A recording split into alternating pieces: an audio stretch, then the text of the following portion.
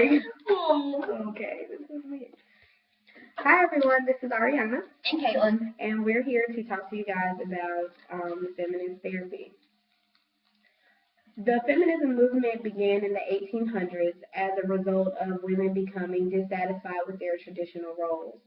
In the 19th, sorry, that was a sneeze coming. In the 1960s, women continued to speak out and banded together to discuss issues that were affecting them.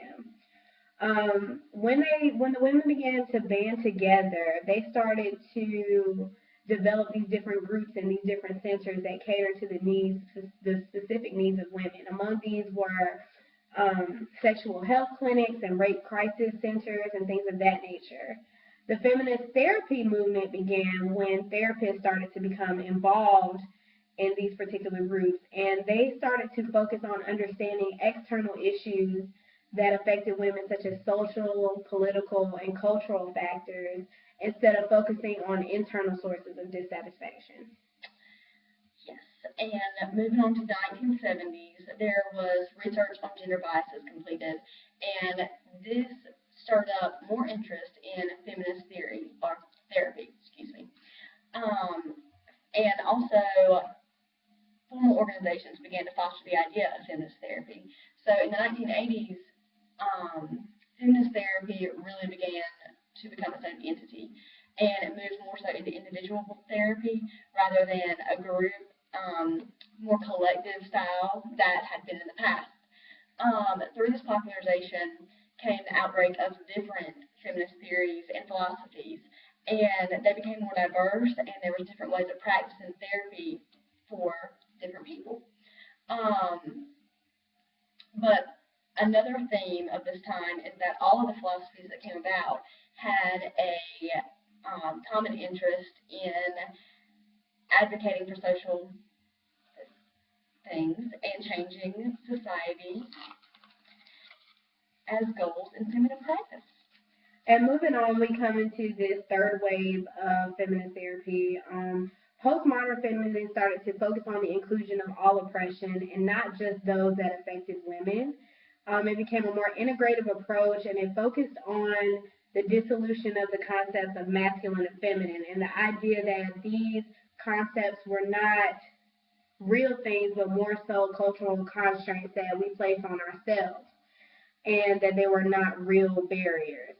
The movement also included the inclusion of women of color feminists who wanted to shed light on the idea that the white woman experience is not the same as the experience of women from different ethnocultural groups, as well as the lesbian feminists, which is they had a more radical perspective, and they believed that the oppression of women was caused by heterosexism. Yes, and in Dr. Lewis's class, in the textbook for his class, there was an example that I found very valid for this project, and it asked you to close your eyes and picture a burning house and a family inside, and to picture the firefighter or the helper running into the house to go save the family.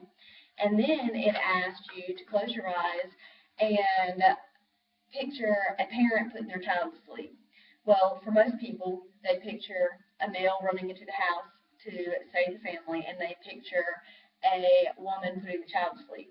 That is the type of stereotypes that our society has ingrained in us, and that is also the type of stereotypes that are in the past traditional theories that white men created and were being used before feminist therapy came along.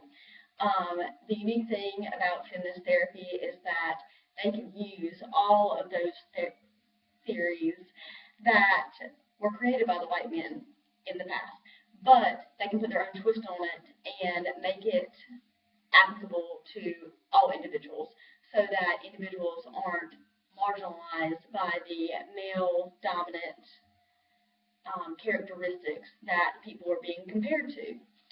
Which is a common misconception of the feminist theory. It's not just for women. Men utilize this theory as well. Male feminist therapists understand the male privilege and strive to fight sexism. The theory is also used in practice with male clients to deal with gender issues affecting men, including restrictive emotionality, or the idea that men shouldn't display emotions and obsession with power and achievement.